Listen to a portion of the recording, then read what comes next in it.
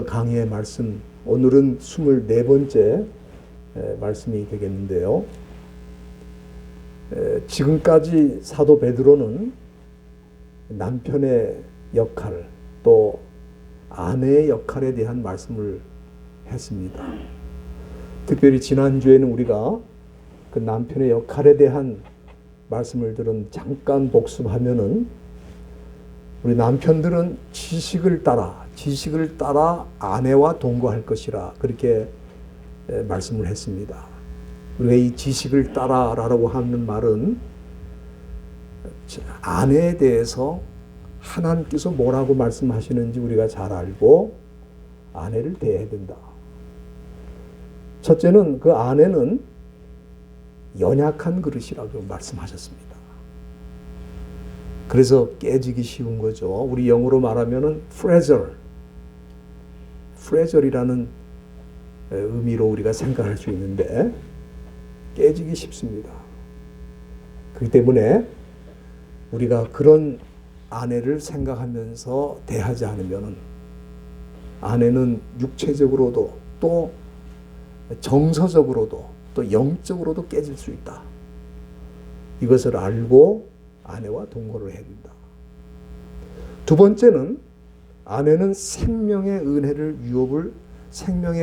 유업을 함께 받을 자라 그랬습니다. 그러니까 사실은 바로 이 점이 우리 기독교인 남편들이 세상의 남편들과 본질적으로 다른 점이죠. 아내를 대할 때 그냥 단순히 함께 사는 여자가 아니고 함께 유업을 받는다. 하늘나라의 유업을 받는다. 그래서 신앙의 동반자로서 또 함께 하늘나라를 같이 걸어가는 영적인 나그네로서 이해하고 대할 때 우리 아내를 믿음으로 성경적으로 잘 대할 수 있다 하는 것을 우리에게 가르쳐 주셨습니다. 그리고 두 번째는 이 남편의 역할에 대해서 아내를 귀히 여긴다 그렇게 말씀했습니다. 그래서 우리 세상의 남편들과 다른 점이 바로 그거죠. 우리는 사도 베드로가 말씀한 대로 아내들을 귀히 여기는데 앞장을 서야 됩니다. 세상 사람들은 그렇게 생각하지 않을 수 있죠. 그러나 우리는 무엇보다도 아내를 귀하게 여기는 그런 남편의 역할을 감당을 할 때 우리 하나님께서 기뻐하신다 하는 말씀을 지난주에 우리가 살폈습니다. 오늘 본문은 베드로가 성도들이 교회 안에서 어떤 역할을 해야 되는지에 대해서 말씀하고 있습니다. 일반적으로 우리가 교회의 그 연초가 되면은 교회마다 주로 재직 세미나를 많이 합니다. 그렇죠?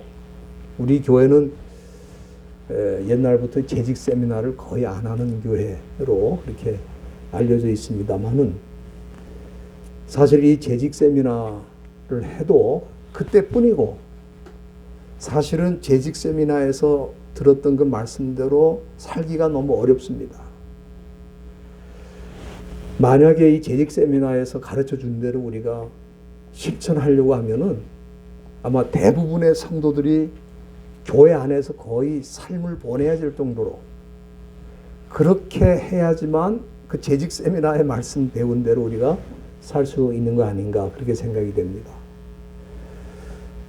우리 교회는 금년에 새해가 시작되면서 우리에게 하나님께서 주신 말씀이 있어요.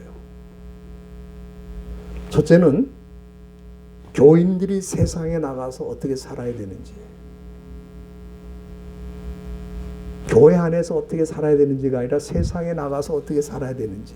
그래서 우리가 선교사의 삶을 살아야 될 것을 우리에게 말씀해 주셨고, 두 번째는 가정에서 아내는 어떤 역할을 해야 될지, 또 남편은 어떤 역할을 해야 될지, 또 일터에 나가서는 어떤 역할을 해야 될지 그런 말씀을 우리가 들은 것입니다.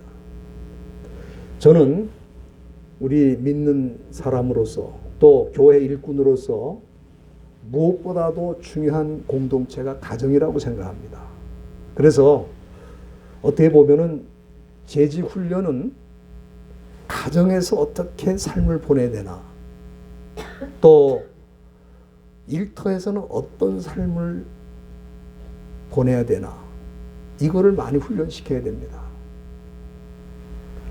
왜 그러냐면은 사도 베드로는 우리가 그렇게 하지 않으면은 기도가 막힌다고 그랬어요.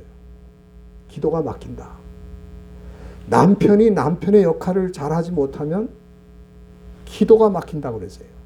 이 기도가 막힌다는 말은 단순히 기도가 막힌다는 뜻이 아니고 우리 영적 생활에 문제가 일어난다. 그렇게 우리에게 경고를 해 주셨습니다.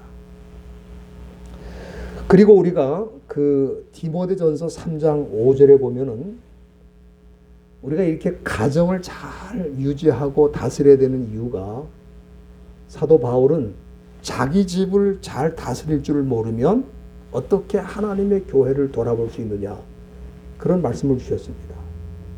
그래서 초대교회에서는 일꾼을 뽑을 때 교회에서 얼마나 많은 시간을 보내고 또 교회에서 얼마나 많은 충성을 다하고 그런 것보다도 이 사람이 가정에서 어떤 역할을 하느냐, 어떤 남편의 모습인가, 어떤 아내의 모습인가, 바로 그 점을 가장 귀하게 여기고 중요시했다는 것을 우리는 알 수가 있습니다.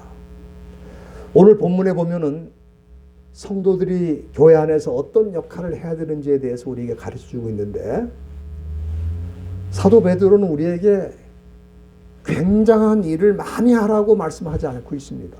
우리 생각에는 사도 베드로가 교회 안에서 우리는 마치 교회에서 살다시피 우리의 시간을 보내면서 많은 시간을 들여 봉사하고 헌신할 것을 요구할 것 같은데, 사도 베드로는 우리에게 그런 것을 요구하고 있지 않습니다.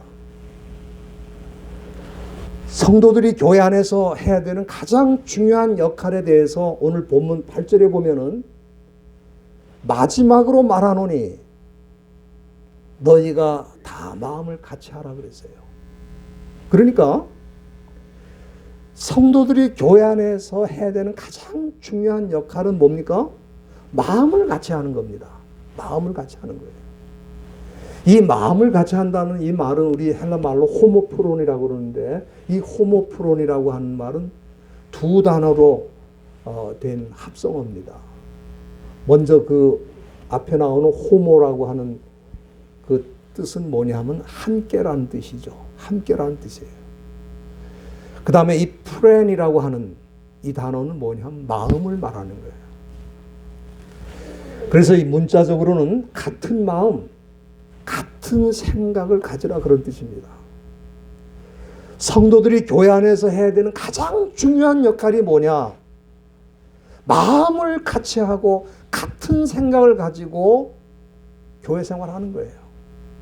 이게 가장 중요한 교인들의, 성도들의 역할이라는 것을 사도 베드로는 여기 말씀하고 있는 것입니다. 저는 그렇게 믿습니다. 우리 모든 교인들이 같은 마음, 같은 생각을 가지고 주님을 섬기면 그 교회는 평안하고 또 부흥하게 될 줄로 믿습니다. 예?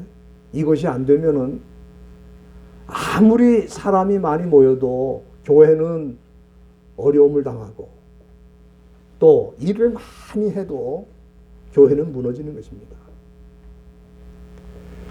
그런데 우리 질문이 있죠. 뭐냐 하면은 우리 사람마다 살아온 배경이 다 다르고 또 생각도 가지가지 다 다른데 어떻게 같은 마음, 같은 생각을 가질 수 있느냐?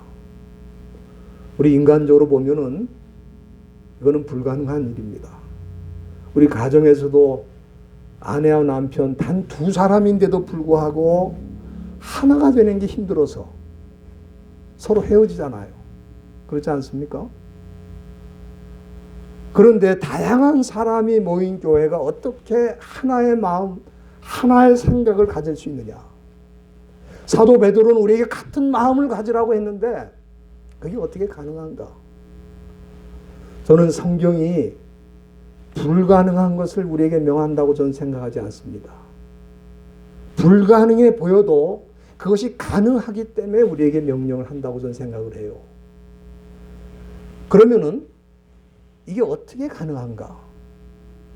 여러분들이 사도행전 2장 46절에 보면은 초대교회의 특징은 뭐냐면은 날마다 마음을 같이하여 성전에 모이기를 힘썼다 그랬어요.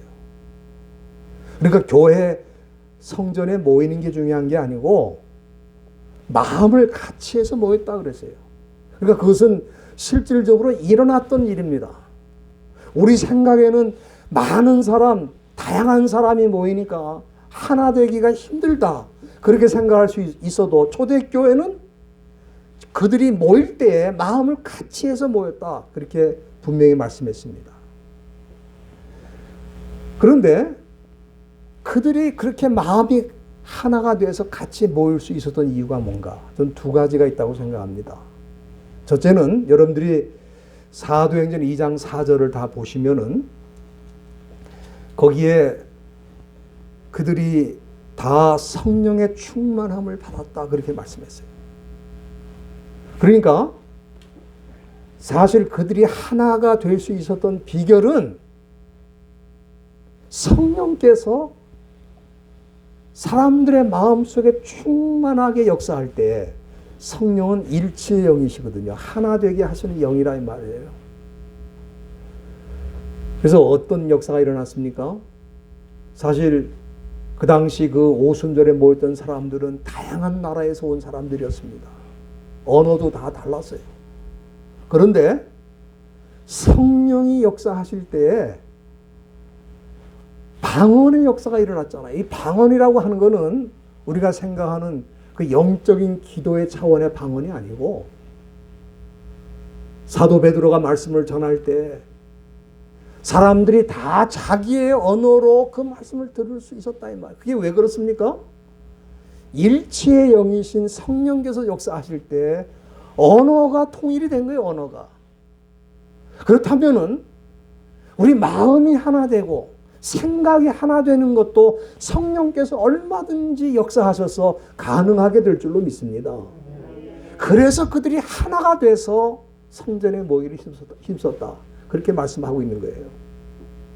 이것이 하나 되는 첫째 비결이고, 두 번째는 다양한 생각, 다양한 마음을 가진 사람들이 어떻게 한 마음이 될 수 있느냐. 여러분들이 빌립보서 2장 5절 한번 다 열어주시길 바랍니다. 빌립보서 2장 5절에 보면은 우리가 잘 아는 말씀이죠. 사도 바울이 너희 안에 이 마음을 품으라. 곧 그리스도 예수의 마음이라 그랬어요. 우리가 배경이 다르고 생각이 달라도 우리가 예수의 마음을 품으면 다 하나가 되는 줄로 믿습니다. 여러분들 예수의 마음이 뭡니까? 빌립보 2장 7절 그 아래 말씀을 보면은 우리 예수님께서는 당신을 비워서 하늘 보좌를 비우시고 또 자기를 비워서 종의 형체를 가졌다 이 말이에요. 여러분들 한번 생각해 보세요. 우리가 아무리 돈이 많고 공부를 많이 했고 또 높은 자리에 있다 할지라도 예수의 마음을 가지면 하늘 보좌를 비우시고 이 땅에 내려오신 그 예수님을 생각하면 우리는 교회 안에 어떤 사람과도 하나가 될 수 있다고 저는 믿습니다. 이것이 하나 되는 비결이에요. 초대교회 성도들은 그야말로 다양한 사람들이 모였습니다.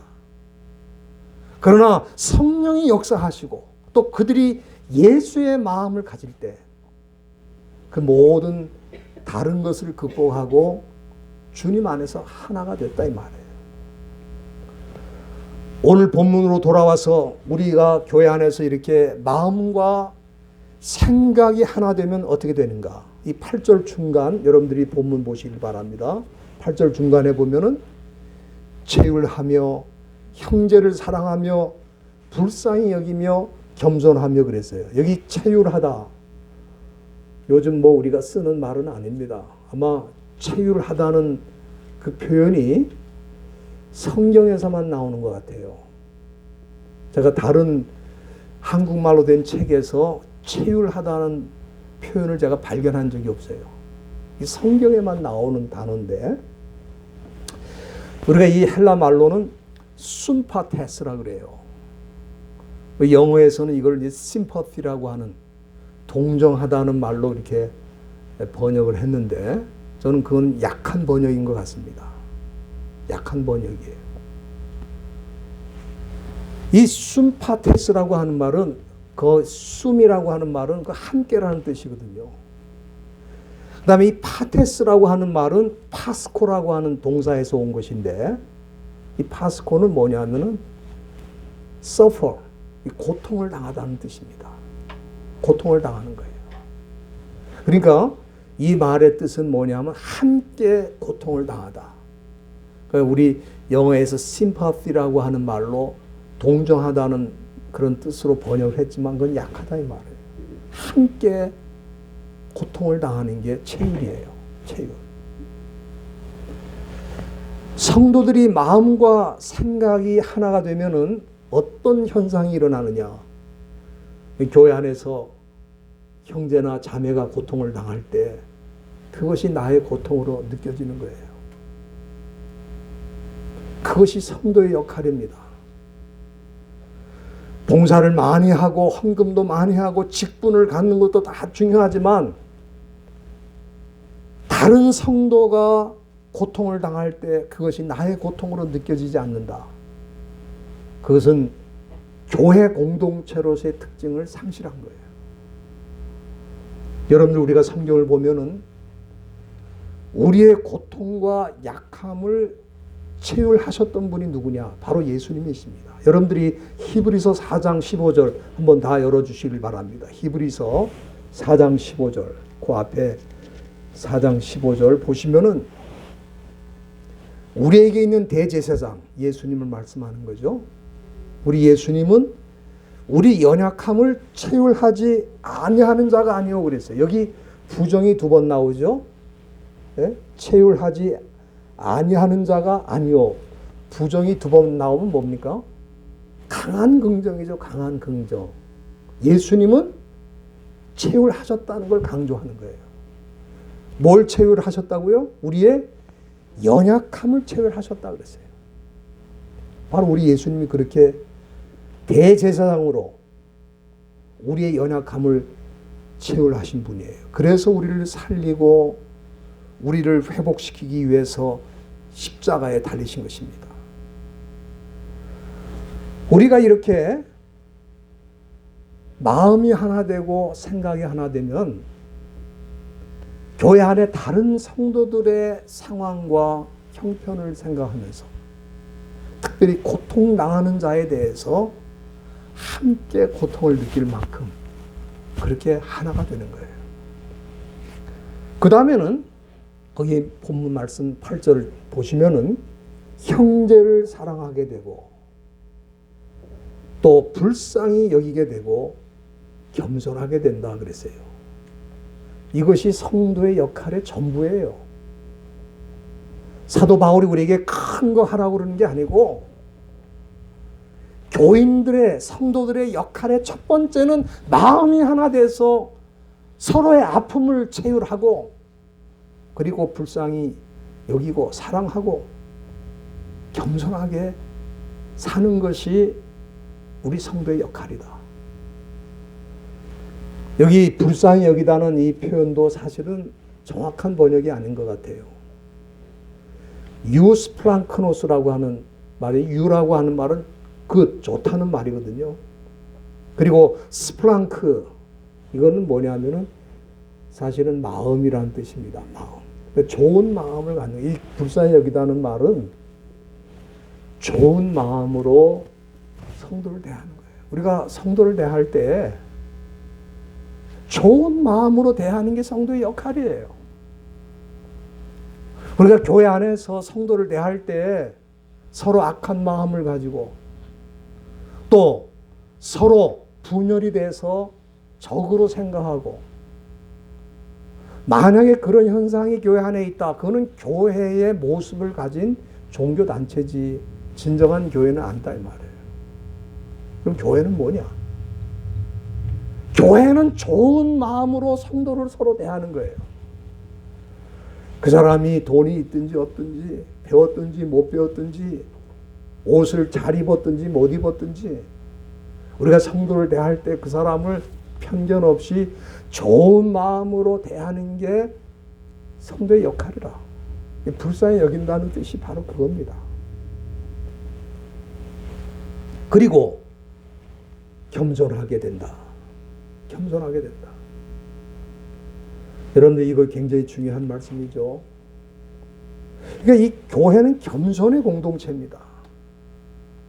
그러니까 교회 안에서 세상 사람들이 하듯이 도토리 키재기 한다고 그러죠. 자기 어떤 지식을 자랑하고 자기 어떤 가진 것을 자랑하고 그리고 자기를 높이고 교회가 무너진 모습이에요. 교회는 겸손한 자세로 주님을 섬기는 공동체입니다. 우리 하나님께서 그거를 하라는 거예요, 우리에게. 교회 안에서 교인들이, 성도들이 어떤 역할을 해야 되느냐? 일을 많이 하고 굉장한 업적을 남기는 것이 아니고 성도를 대할 때 겸손한 자세로 사람을 대하는 것을 사도 베드로는 강조하고 있습니다. 그 다음에 이 9절 말씀에 보면 우리 성도들의 역할이 뭐냐? 그럴 때 악을 악으로, 욕을 욕으로 갚지 말고 도리어 복을 빌라 그랬어요. 여러분 우리가 교회 안에 보면은 가끔 그야말로 악한 사람들이 들어올 수 있습니다. 또 우리를 괴롭히는 사람도 있을 수 있어요. 그러나 그런 사람들이 있을지라도 악으로 악을 대하고 같이 욕하고 그는 성도들의 모습이 아니다 그랬어요. 그럼 성도의 모습은 뭐냐? 그런 사람이 있어도 그들에게 뭘 빌라?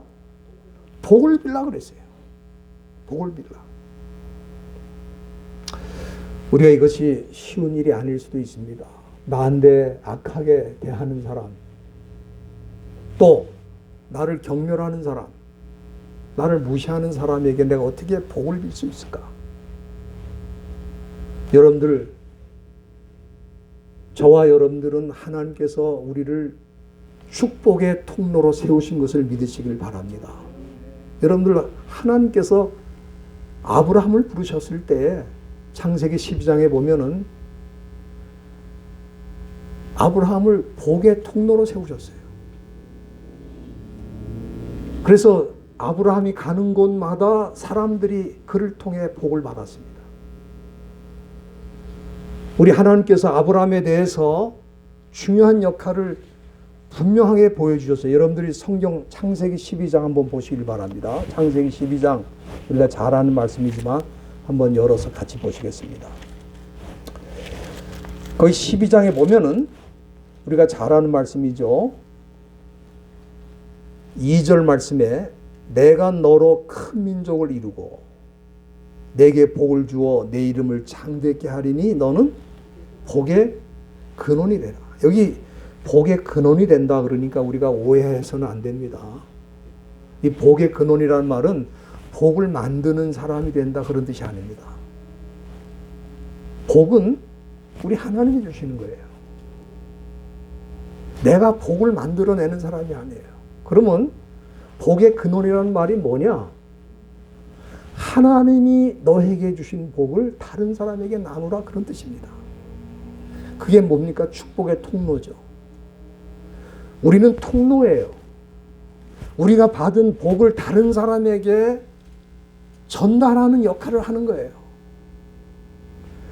우리가 이 선교사라고 그럴 때 선교사가 대단한 일을 하는 사람이라고 생각할 수도 있는데 사실은 아브라함이 받았던 사명처럼 복의 근원이 되고 축복의 통로가 되는 게 선교사의 역할이거든요. 그런데 오늘 이 본문에 보면은 사도 베드로가 우리에게 그 말씀을 하고 계신 것입니다. 심지어 우리에게 악한 모습으로 우리를 대하는 사람이 있어도 또 욕하는 사람이 있어도 우리는 그들에게 복을 빌라 그랬어요. 하나님이 주시는 복이 우리를 통해 그들에게도 연결되기를 바라는 심정으로 그들을 대한다 이 말이에요. 저는 이것이 성도의 역할이라고 생각합니다.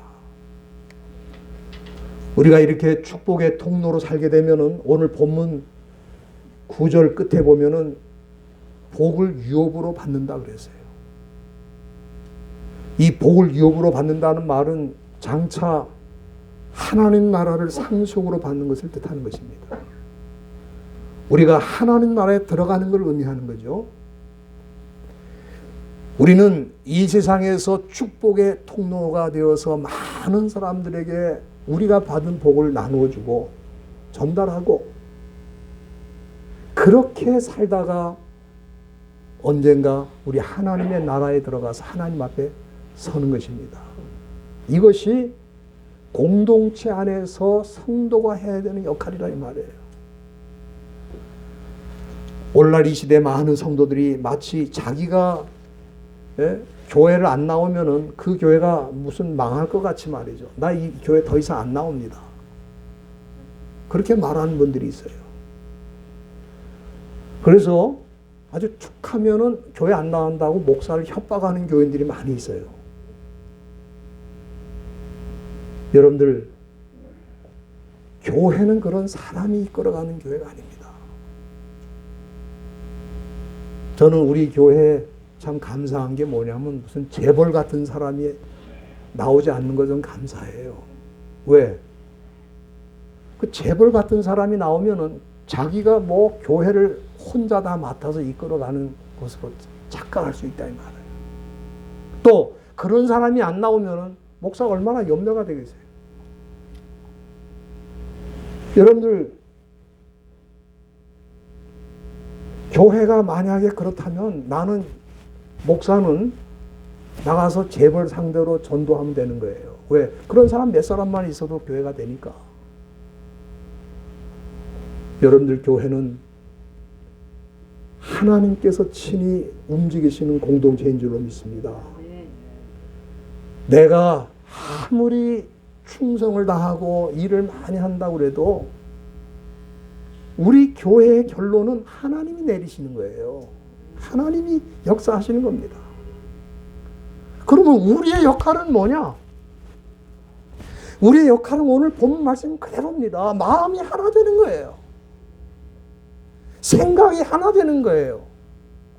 그리고 마음이 하나 되면 그 다음에는 다른 사람을 향해 치유를 하게 됩니다. 고통을 함께, 저 사람이 고통을 당할 때 나도 함께 고통을 당하는 거예요.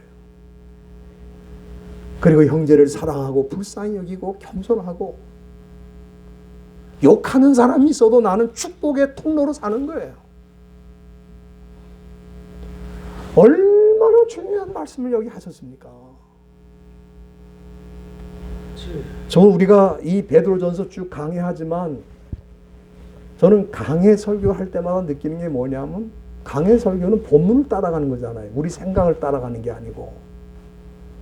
근데 본문을 따라가도 그 말씀을 통해서 그때그때 필요한 말씀을 주시는 걸 너무 많이 경험합니다.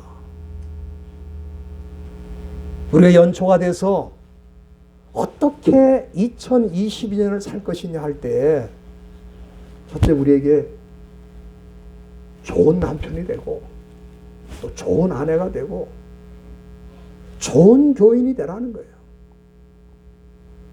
그 좋은 교인의 모습이 뭔가 하는 걸 오늘 본문이 보여준 것입니다.